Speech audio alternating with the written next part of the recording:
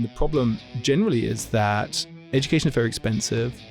Generally, it's in person. And if it's not in person, it's very low quality. We created these tools that students love, and their learning outcomes are better. It replaces the existing textbook, but gives way more support for students.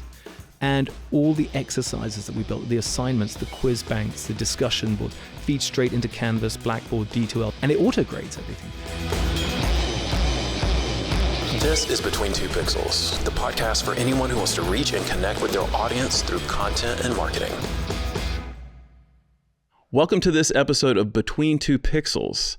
My name's Josh, and I'm here with one of our clients, Phil Laney. Phil, how are you doing today? Very well. Thanks for having me, Josh. Appreciate being here. Awesome. And as you can tell, Phil is from the motherland, and he is here to make sure that we're behaving ourselves.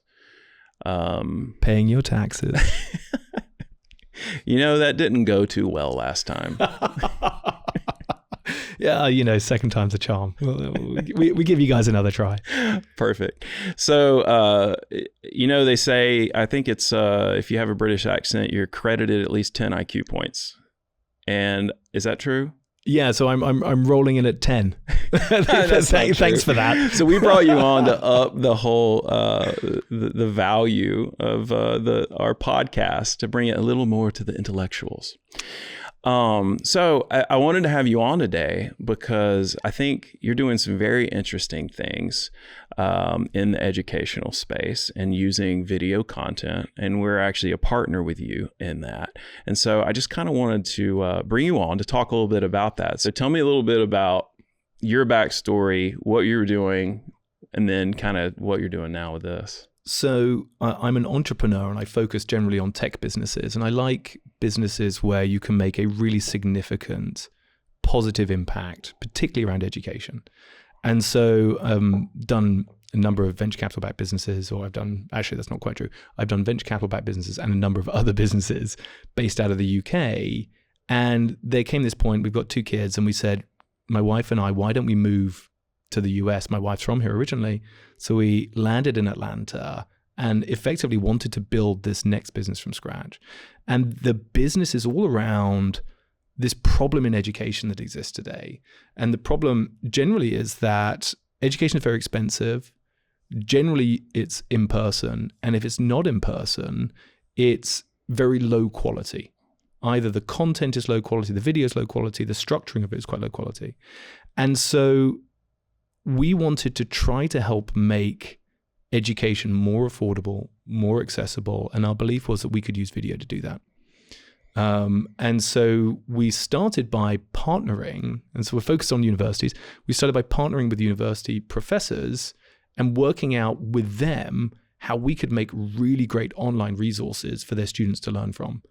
And in the journey, we learned that the most important thing for students, this sounds a little surprising, but high quality video is this massive differentiator.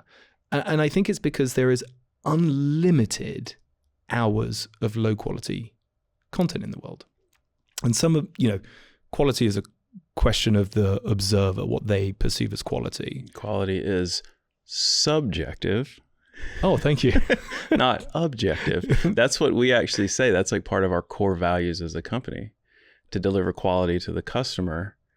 But quality is subjective, and they get to decide whether or not it's quality. It sounds like we're aligned on that. No, so it's very much subjective, which is that sense of, for someone, something looking beautiful and having quite a high budget behind it makes it more attractive. For others, it's quite simply, it must be really well constructed so that the message is really clear. Mm-hmm.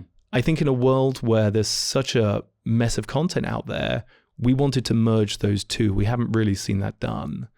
And if you're a kid that's grown up watching Netflix, every Hollywood movie basically for free, or on YouTube where the quality of the construction of the content is crazy high today, when you go to your university class and you have to watch a 2-hour live stream of a professor, these professors are brilliant, but the speed at which the information is conveyed, the way at which it's conveyed, doesn't work for your average modern student.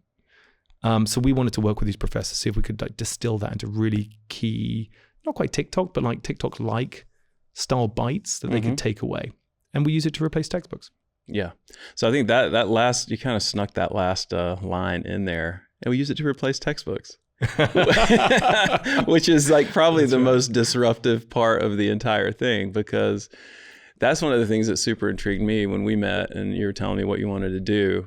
And, you know, we just had a conversation in my living room, you know, just sitting, I was working from home and you stopped by and we just chatted about it. And I was like, in that 30 minutes, I was like, yeah, let's do it. Cause like, you know, we partner with you as more of an investor in the business because we believe in it and what it can be. Yeah. And we are a content partner and creator and production house. And we're actually, this studio that our podcast is in is actually built Between Pixels built it for blended teaching. And so this is actually the set that we use to film all of the educational content and with professors. I just happened to stick a Between Pixels logo up on the wall, you know, and dress it up for this podcast. So, hey, thanks. It's great. So let's talk a little bit about that, because I think how does this replace college textbooks, and like what's the approach? Because it is pretty interesting how it works, and it seems like, you know, I know there are some other universities who maybe they have studios there and they allow the professors to use the studios, and maybe people just, I know a lot of universities just now they make their courses available on YouTube, or they just turn their courses into podcasts, and you can just subscribe to whatever class it is. You can kind of watch that. I go and listen to college like classes sometimes just because I'm like, well, it's free. I might as well hear what they're talking about, because you can go find it in different places. So what makes this different in that? How does it replace a college textbook when it's not just a lecture? Do you know what I mean? Yeah. Like, it's not just replacing the lecture. Well, let's come at that from two different ways. So one is, you know, the journey of the textbook and why this is a good replacement for a textbook. And then secondly, we can talk about why people wouldn't just go and use YouTube or subscribe to, you know, a podcast version of courses that you're finding now. So I think they're two very important questions. So the first question is, you know, let's look at the journey of the textbook. So I don't know how many thousands of years ago we started writing textbooks, and it's been this very powerful medium for disseminating information, sharing information, and learning and teaching. About 5,000, by the way. About 5,000, there we go. And so students, you know, it's important. I don't think text should be denigrated in any way. I think it's fundamental in the learning journey. But I think that we now have a new medium which we can take advantage of, which hasn't been taken advantage of. So when you look at textbook publishers, the McGraw-Hills, Pearsons, all these guys, these are very, very large companies, and they have very significant revenue streams, often publicly listed. And they make money by having a very small cohort of professors write textbooks. And they charge quite a lot of money for these textbooks, so they're not very accessible. They used to print a lot of textbooks and then pulp a bunch of them. But that's much less now. They tend to do these digital textbooks. But I always thought of that like funny graphic of, you know, this thing saying, look, we've just innovated digital textbooks, and it's someone scanning a textbook. And so it's a sense of like we've moved from the physical to the digital, but we've not evolved the way that people interact with it that much. And there are steps forwards. You know, when you look at a lot of these kind of systems that connect or allow students to study textbooks, you can search through them. You've got some engaging questions. They've got quiz banks that the professors can have, slide decks that professors can have. So all this stuff, I think of that as kind of table stakes if you want to help people learn. Yeah. But we said, okay, what happens if you go video first and you decouple?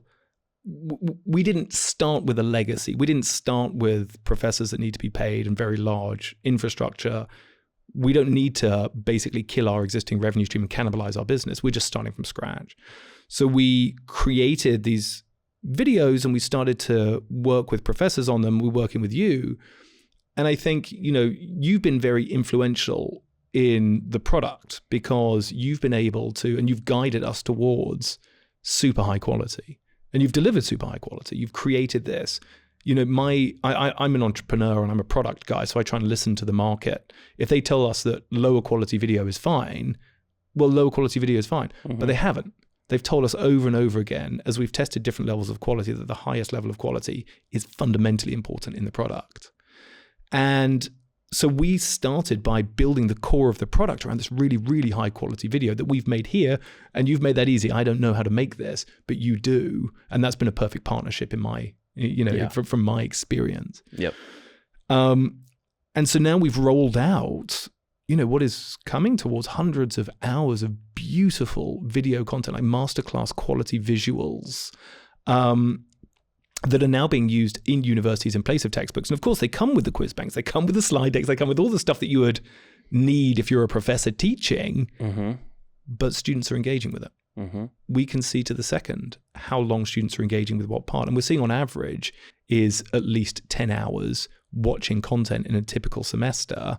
And it takes them roughly 3 times as long to do the work around that content. So roughly 30 hours outside of the class. Whereas with textbooks, if they were the physical textbooks, if you were to take their textbook at the end of the semester and open it, you'd hear the spine cracking as it opens for the first time, So it's a kind of funny evolution, but now we're seeing engagement and better learning outcomes for the students, which has been great. There's so many questions and lines I want to go down. So why is this a good thing for the professors, and why is it also a good thing for the students? I also love your business model, by the way, of like how it inserts right into the need for a textbook. And it's like that need, you're not creating a new market. Yeah. The market already exists. Students have to buy textbooks. So this comes in and says, all right, this is a better option for a student, and it's also better for a professor. So kind of talk a little bit about that.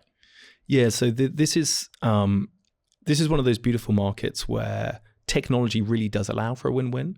And there are times in the evolution of technology where you can do this, but it's not that often.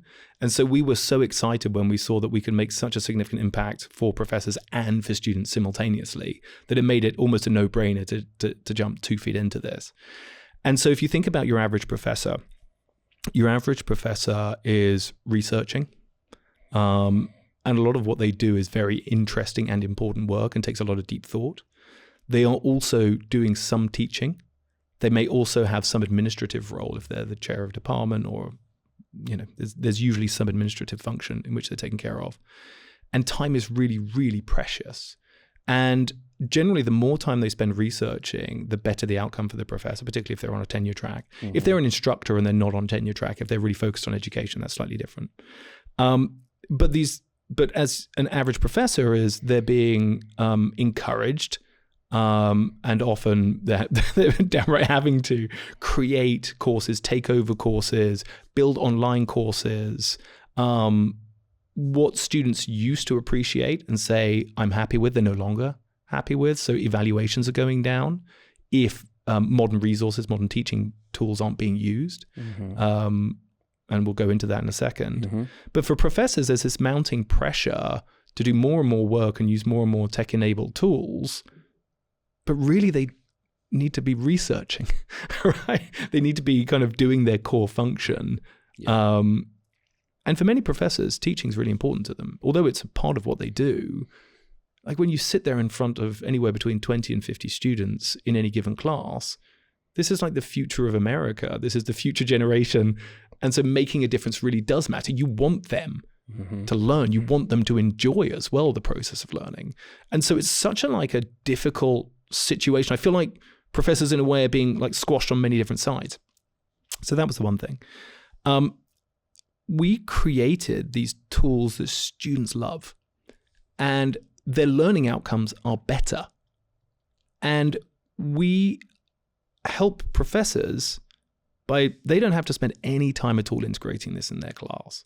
It replaces the existing textbook, but gives way more support for students. And all the exercises that we built, the assignments, the quiz banks, the discussion boards, feed straight into Canvas, Blackboard, D2L, doesn't matter what system they're using, it's like straight in there. And it auto-grades everything too. So it takes a lot of the pressure off of professors. So professors can now start to lean into a lot more of the higher value-add issues that students might experience. So previously students might be asking professors some of the more simplistic end of the spectrum of questions, which actually, if you had some really nice instructional materials, like turns out that we have now, you can answer, a student can self-serve and they get to an answer quickly, and it's a much more satisfying experience for them. And so now professors are dealing with people that fundamentally aren't understanding certain elements of content. So anyway, it's great for the professors. On the flip side, for the student, they get a tool that feels native to them. They're not having to read tons and tons of text, although we have text. With every video, we have text. Mm-hmm. So if you want to go deep, if you want to read the text, if that's your preferred mode of learning, great, we got you. But it's primarily built into these like really beautiful short key learning outcome videos, which like snap a learning per video. And it's structured, so it's slightly gamified, it's engaging in that sense. And it's really good when you're doing anything mathsy. I use that term mathsy. It's a funny term, but basically if there's anything where you're having to build on knowledge and take step by step, you couldn't have a better medium for learning. And that's been really exciting. So for students, not only do they get a tool that's more native to them, their learning outcomes are better, they're studying way more than they were previously. And this is the bit that I love the most. And this is the bit that, thanks to technology, we're able to do, which is it's cheaper than textbooks. This is cheaper than the existing incumbent. So when a professor makes a decision to switch, there's very little, there's only time saved in the medium term for professors. Yeah. There's only savings for professors, but students financially pay less and they can access this wherever. It's great. So it's been a real journey learning what professors want and what students want. But this seems to be that kind of win-win that frees both sides up a lot. So I do want to talk a little bit about our partnership, and then I have some other questions. But on this topic, like, what is the thing that you've learned the most? Like, what is the biggest? So you probably held some assumptions going in, and then what did you learn? Like once you launched it, that you were like, "Wow, this is really interesting."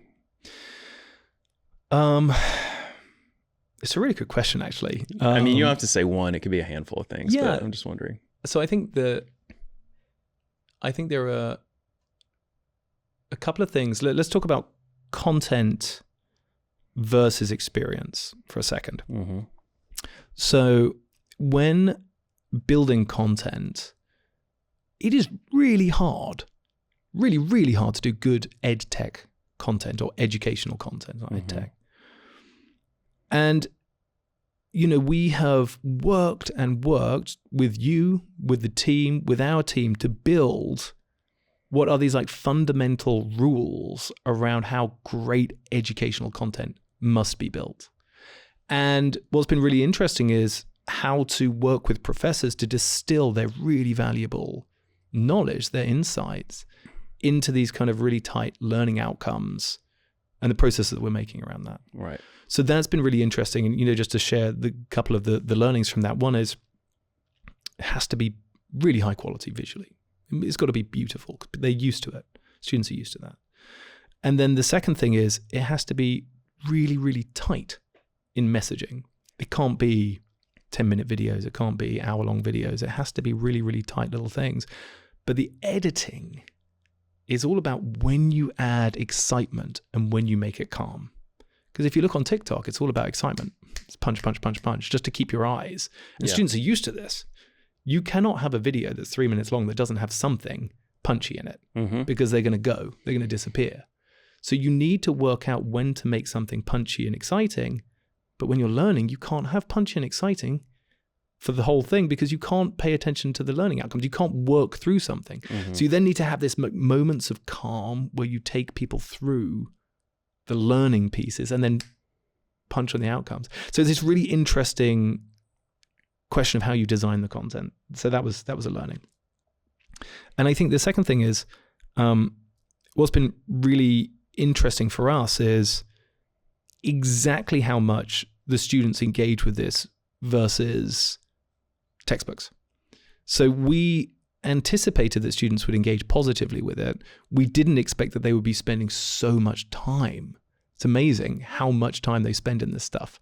And I think that that's kind of adding quite a lot of foundational level knowledge for professors who then flip the classroom. We're actually seeing professors flip the classroom, which is this as a funny terminology, but basically it means that the traditional method of teaching is people come into a classroom and professors disseminate the information that they teach them, the kind of the foundations. Whereas flipping the classroom is they learn the foundations outside. And when they come into the classroom, they experience the learning. So they apply the learnings to case studies, to examples, they get into groups, they discuss, and it allows for a much fuller learning experience. And so we've now got a bunch of professors that have flipped the classroom. And I almost everyone will tell you it's almost impossible to flip the classroom, but we're seeing it happening now with this tool, which has been really exciting. Man, that is really cool. I love hearing about all that stuff, and I think it's really fascinating. When you were talking about the edit pacing and all that stuff, it makes me think about YouTube. Like that is an evolving piece of our business of creating content for YouTube that engages, and it's like it's very simple. It's a very similar thing. It's almost like that's the model. It's like, if you go and research what does it take to engage and build an audience on YouTube, it is all about the algorithm will find your audience, but your content has to be good enough for your audience to stay. So are you going to have retention? You have got to have good thumbnails that are interesting and all that stuff in order to grab people. But once they're there, it's like, it's exactly what you're saying. It's like you have to have the right mixture of fast moving stuff, but it's got to be good content, and it's got to deliver on the promise that you made up front with your title, with your thumbnail. And it's so funny because it's like completely different technology than what you're using, because that is like almost a search engine of content that's being fed to people, but yours is curated for the students, but it's the same approach. It's like the content has to be good, it has to be engaging, it has to have the right amount of things that are different and unique to kind of pull people in. And that maybe that just has something more to say about the way our brains work nowadays. Well, I think it's easy to find unlimited amount of insubstantial content, right? That's kind of jazzy and in your face and punchy and exciting. Like, I think those skills are quite easy to find. I think what's really hard to find is a way of delivering something substantial that keeps your attention. And that's where, that's the power law in YouTube. That's why Mr. Beast has, X trillion followers versus the average. And I think it's, I've been really excited, and I think it's been a really rewarding journey working with you and the team in creating that kind of engagement with the content. And it's a learning curve. Like, students are changing, or learners are changing so quickly that you have to keep on the pulse. It's, what we did yesterday ain't going to work today. We've just got to keep learning. Yeah. No, that's good. Yeah, I think one of the things that really the content that we produce, and I don't know if it's like what you call them. We call them lots of different things. We call them the sections, or you tell me. I was gonna say like the courses, but they're not really courses because they're books, but they're like digital. So like, I don't know what should I call these? The modules? Yeah, modules is probably the best name. Modules. Basically, a module is where a professor comes in and teaches something specific, and they might do it through 15 videos. Yeah, but it's like a topic like time value of money or something like that. So we call that a module for now. Yeah, right. So let's say the modules is that it's not just about capturing the information the professor has in their brain. You spend a lot of time with our team structuring before we filmed, structuring the order of things, because it's like, yeah, it's fine. In a classroom, it's different. You're sitting there listening, your mind might wander, you take notes, there's other stuff. It's like being in a live environment and you hear a person speak and you're like, oh, wow, that was a really good talk. Well, you couldn't just take that hour-long talk and then release it, unless it's a TED Talk, because they spend so much time making sure it's perfect, right? Yeah. That the message is right. So when you convert that to a video, you have to make sure the structure is right. Wait, this isn't logically boom, boom, boom. That should go here. That should go there. They might have normally taught it in a different way, more conversational. But there's so much time spent. That's one thing that I think really makes this stand out, is the messaging side of it and organizing the thought process for learning. Yeah, the process of creating the content with the professors has been a really interesting journey. And we went from the ground up on this. We didn't start by saying, okay, well, here's the stuff that's traditionally taught. Let's try and recreate that. We just said from the ground up to professors, what is it that students really need to know? If you're teaching a class in finance principles or real estate principles of real estate as it's technically known. Yeah. What is it that you want them to know? And it was really interesting. Our first professors that we started working with, we were really lucky. I mean, they were so great, very, very patient. But I think as we evolved the way we do things, we break it into like 3 stages. You've got pre-production, which is where we've designed this kind of step-by-step journey for professors. It doesn't take them a huge amount of time, actually. They know what they want to teach. They've got this great depth of knowledge. And it's about distilling that into these bite-sized chunks that we then turn into these little kind of outline of videos. And so we do a lot of that work with them. And we can do that often in like a 1 hour, 2 hour meeting with them. Yeah. And then they come here to the studio in Atlanta. We have a really fun experience. We want to make this fun. We want to make this like a really memorable thing because you don't get to do it often. You might as well enjoy the thing while we're here. Yeah. And professors are interesting people. And, we try to be interesting ourselves. We might be, who knows? But definitely it's a fun experience. We have great conversations. We do. We usually go and we have a dinner, or we go to your house, or we go out. It's a whole thing. Yeah. Yeah, it's very much a family feel. Yeah. And actually, when we go to conferences, the professors that have created content with blended teaching become much more of a family. We have a dinner with them. We went to a large conference last week at Aries, and we had a big dinner with all of our professors. It was really, really good fun. And it's a large number now, actually, which has been great. But yeah, so we come here, we do the filming. It's not a really tough day, but we're filming 9 to 5, maybe 8:30 to 5. Yep. And we'll film probably 2 modules in a day. Yeah.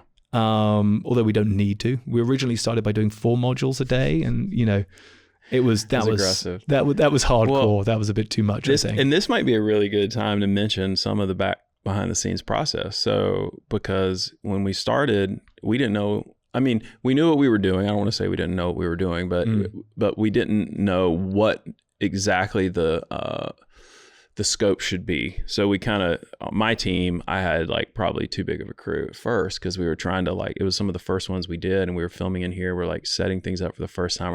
We're like, let's film over here, and then let's film a segment over there, and they need to go back and forth. It's like, because our studio, you can't really tell the way it's set up for this podcast, but this is one of the blended teaching environment setups. Then we have multiple sets that you can shoot from different angles in the studio, and you can get lots of different looks in here. So it's nice, keeps variety. But we were like, we were constantly changing. Okay, we're going to do this one here. We need to do it in order so that the educator can like not make their brain think about a future module, and then we're like having them change clothes every other thing. It was just like, it was a little bit chaotic, like intense. So I had like a 7-person crew in here. I had like a producer, and we had like a director. We had like all this stuff. And after we got through, you came to us and you're like, all right, content looks great. So we were like, let's not worry about that right now. Let's just get the content to look good. You're like, now we need to spend less time on it so that we can, from a business perspective, we can be more profitable, and we can get this down to this number. Like you were like, can we get this down to 40 hours of production for a module, including filming and editing? Now, if you're a video person and you're hearing that, this is like an hour of content, finished content. Yeah. So think about a masterclass that's like an hour long with graphics, at least a 2-camera setup, very similar to this podcast, and fully edited 40 hours, including filming. It's a tall order. Really you're going to burn through that if you have more than 2 people on set. So I was like, all right, we can do this. So now when we do it, it's usually someone from your team. It might be you, it might be someone else, and me and our professor.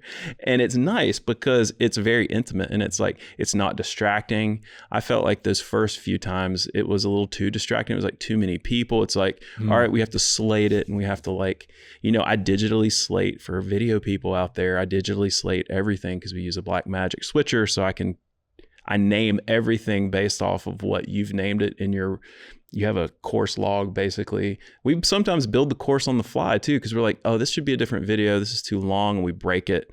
So it's like very streamlined, But we figured out a way in working with you, because you told us, this is my business objective. We need to get to here. And I think a lot of production, not to brag on us a little bit, but I might as well. I mean, it's our podcast, right? You deserve to. I mean, like, you engineered something really impressive. But I'm just saying, like, you know, our goal is always to, like, whatever the client's business objective is, that's the thing that we care about. Like, we want to deliver the quality that meets their business objectives, and then try to be a good partner. It's really interesting tension that exists, which is that sense of we have a massive impact that we can make as a business. And we're already seeing it in the early days. And so the way to increase the level of impact is to increase the volume of what we do. So we want to film more professors. We want to make more beautiful content. And part of that is by saying, okay, well, we can make double the volume of content if we can engineer the time spent per, unit hour of output of content, to half. And so when we were working through that, we looked at and it's really interesting because, a typical video production agency makes money on time spent. And so if you don't have a partnership mentality, it's like, great, I don't want to engineer down the time. I want to keep this as it is. It's going to be painful for us to engineer this down. We've got to change our processes. But actually, when we sat there and, this is why you're, an advisor in the business as well as, our production partner, is that you said, no, we can squeeze this bit here, we can push that bit there. And if you're able to take that bit over, this is where we're spending a ton of time and we're not making the value that someone that knows the content can make by making those graphics in the background. So we, between us, have kind of created this hybrid solution, which I couldn't have fathomed us getting to, that's been unbelievably effective. And as a matter, we are now moving into finance and creating books for intro finance, corporate finance, investments, markets, so much more quickly than we could have from before, without diminishing the quality of the outcome. So that's been, I did not expect that. And I think that's been a really good outcome for us overall. Yeah. No, it's true. I mean, it can be tough sometimes in the production world because there's a way that things are done, and it's like, well, that's just the way it's done. That's what it takes. Like, you have to have this person, you have to have that person, you have to have that person, and we've never been like that. We've always been like, what I think it's more fun to try to figure out the way to do it on the most slim crew. I'm always like, can I figure out how to take less gear? Can I figure out how to take less people? So our team is kind of already built that way. So it's a fun thing. I really enjoy it. I have a couple more questions I want to ask you that I think will be interesting for people listening. But the first one is, okay, how does AI impact this, and how does it play into where you're thinking about how you're thinking about the future? I guess I would ask it that way. Put it another way, where does AI not impact this is probably an easier there you go. one. And without saying a and word. It's hard to really know, right, at this point. I mean, I'm sure you can hypothesize and like, well, I think this is where it'll happen. But so there's a range of areas where I think this is really, really important. And, for blended teaching, we really care about the impact on the student learning outcomes. And AI, and we're starting to learn how to do this, although it's quite early days, is how do we implement AI to create unique learning journeys for the students through the content that we're creating? And so that has lots of implications around how you create databases of information which are correct. Because the problem with AI right now, if you use ChatGPT, it's going to hallucinate like crazy. And when you're teaching something really valuable to students, if you're taking a master's level course in, financial management, you can't just have ChatGPT make up nonsense. It's antithetical to the point of teaching people. Like, why go to university? Yeah.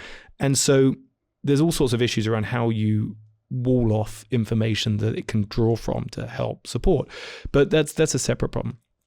The thing that I can see really quickly happening with AI, and this is probably within the next 2 years, and this is something that you and I talk about a fair amount actually, is right now we make really, really high quality content here in the studio. And if we want to make content with professors remotely, we've been working on stuff together that helps us get quality that's actually much, much higher than you would ever expect, without professors leaving their own home, or they use their university studio, or they use something like that. But that's here. I see AI as a way of basically eliminating the need to film in studio eventually. And it might actually eventually eliminate the need to film, period.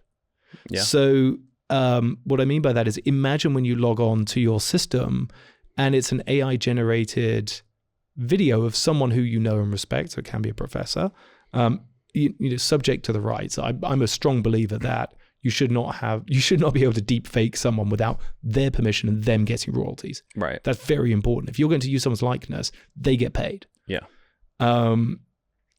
But imagine having this professor talking to you and saying, "Hey, Josh, I see that you're doing great over here, but you're struggling here, here, and here. Why don't we spend some more time on those learning outcomes?" And it's serving you up information that we kind of creating through our AI resources that help you in the key learning outcomes that you're struggling with.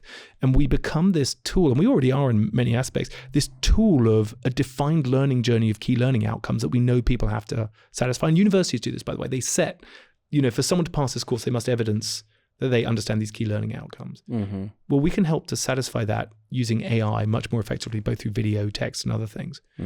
But what I'm interested in, is that I don't foresee a world where a partnership between pixels ends. Because the problem that you have is that as something becomes ubiquitous, it becomes kind of the norm. Right. It's not very exciting. We're not very interested in that now. There has to be something next. Yeah. And that next thing might be the kind of AR version of what we do. It may be the VR version of what we do. And I'm pretty certain it might be the XR version of what we do. Oh, there we go. Watch this space. But there's always a need to push the boundaries. We are always going to be pushing. And that's what I think about this partnership here is, and this is what I love about this is, we're always learning something new and trying to find ways to create and serve up content. Now, the way in which you do that, the team structure that you have probably evolves a little bit over time as new technologies come in. But I think about our partnership as kind of like the sharp end of the spear of technology, of working out like how we move into the world and create things that people really make a difference. Yeah. I know, and it's great because we need to be on the cutting edge of that. Like, we can't be an outdated production. I mean, I've seen it happen with when I first started in the industry. It's like production companies and the way they did it, big giant post houses that you had to go and have your videos finalized. Everything had to run through a post house, like, in Nashville or in Atlanta, or you had to go to a finishing suite and have your footage color graded and then sent off and mastered, and then that's how you got it out, and it's like those places died in a lot of ways. That technology still exists and that process still exists. It's just now through software. It's not through hardware. You used to have $1 million piece of hardware to do something like that, and now it's just a piece of software to do that because of the processing. And so then it goes to the masses, and then all of a sudden it's just like that barrier, that technology barrier gets lower and lower and lower, and then it gets more into the hands of creatives, which is kind of interesting because, like, I'm just thinking about this now, but it's almost like the next level down is to go, because usually entrepreneurs like yourself need creatives. Yeah. Right? Yeah. It used to be that then creatives needed technical people. And now it's like, well, now creatives can just do technical stuff. And then technical people are doing different stuff. They're doing like webs. I like to think about this like web development. A long time ago, you had websites that were ugly because they were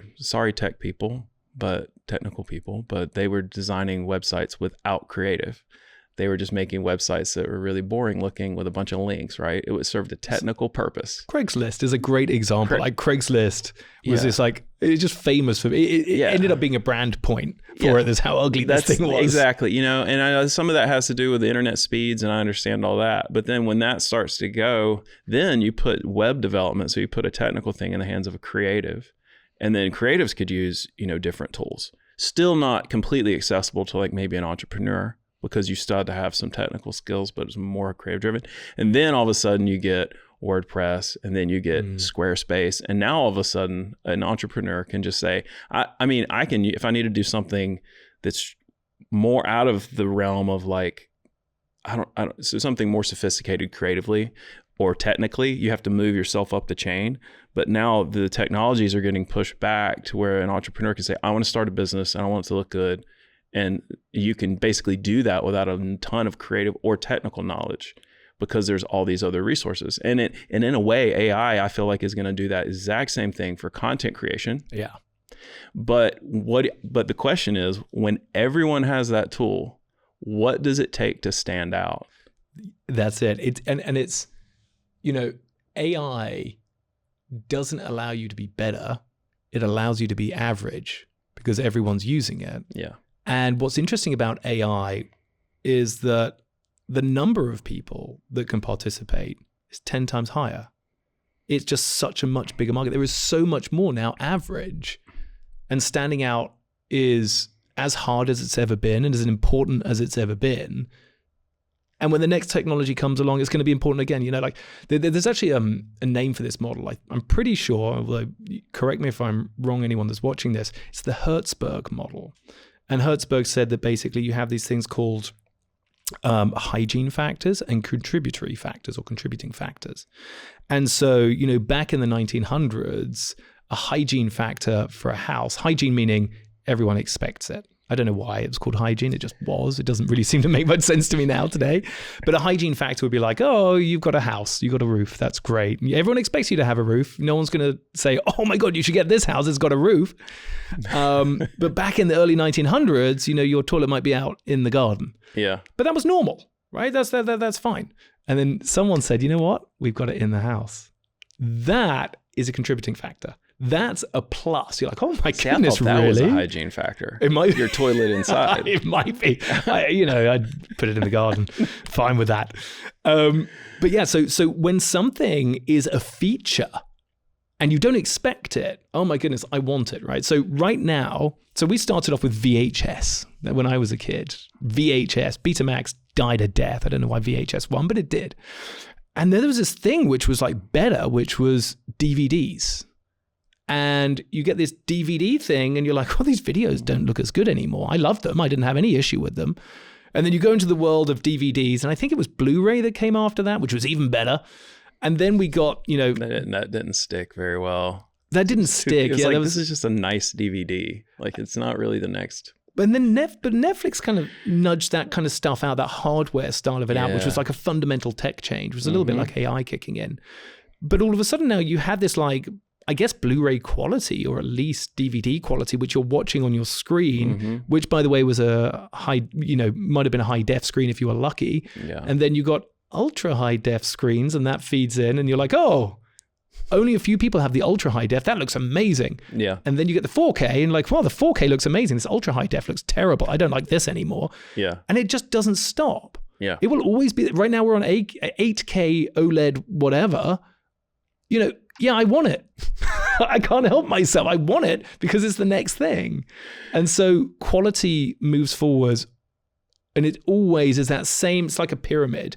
The top slice there is always going to be the top slice. It will always exist. I don't know that the ratio of that to what I would say is average changes that much over time. Yeah.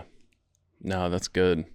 Well, that's great. I think on the AI side of stuff, I mean, who really knows? But I think that it's something it's not going anywhere. The only question is like, how fast is it going to evolve and change and disrupt, you know, the creative industry and content creation? But it's a fun place to be. We'll solve some problems and we'll figure it out. And, you know, I'm excited about it. So to close, I guess talk a little bit to me about like, what's the future of this? Where are you going with this in the future? So I'm really excited by the idea that we are creating this really dense, high quality database of information that allows people to learn affordably and accessibly anywhere in the world. And we already subtitle in different languages. And I'm sure AI will allow us to actually allow people to speak in different languages. So you choose your language. So I think we are creating a tool that I think fundamentally reduces the barriers to learning. And although I'm really excited about that for the United States, for Europe, I'm really excited about that for emerging markets where access is a little tougher. And to be able to have really renowned professors explaining in really easy to understand terms, really important concepts, I think kind of levels the playing field somewhat. And I hope that we can be a tool that people can use to really significantly improve their lives. We're just beginning. We're starting in the finance space and expanding rapidly. Focused primarily on universities. We're here to replace the textbooks to start with, improve those outcomes. But the future is so exciting and there's so many applications. We just take it one day at a time and work mercilessly, or let's say mercilessly is probably not the right term, like relentlessly hard on trying to satisfy our professors and our students. Awesome. Well, I'm excited to see how that goes. And I'm excited to be on the journey with you. So I really appreciate you being on the podcast today. Thanks for having me. Hopefully it was a pleasant experience. And this is the Between Two Pixels. So you're one of the pixels. So you're an honorary pixel today. Well, thank you very much. It's a pleasure to be part of the team. Thanks for having me. Awesome. So if people want to find out and see stuff about blended teaching, they can just go to where? So just go to blended-teaching.com. Follow us on LinkedIn, Blended Teaching. Get involved. If you're interested in education, if you want to make content, let us know. If you are a professor, if you're a student, we'd love to hear from you. Awesome. All right. Well, that's it for this episode, and we'll see you next time.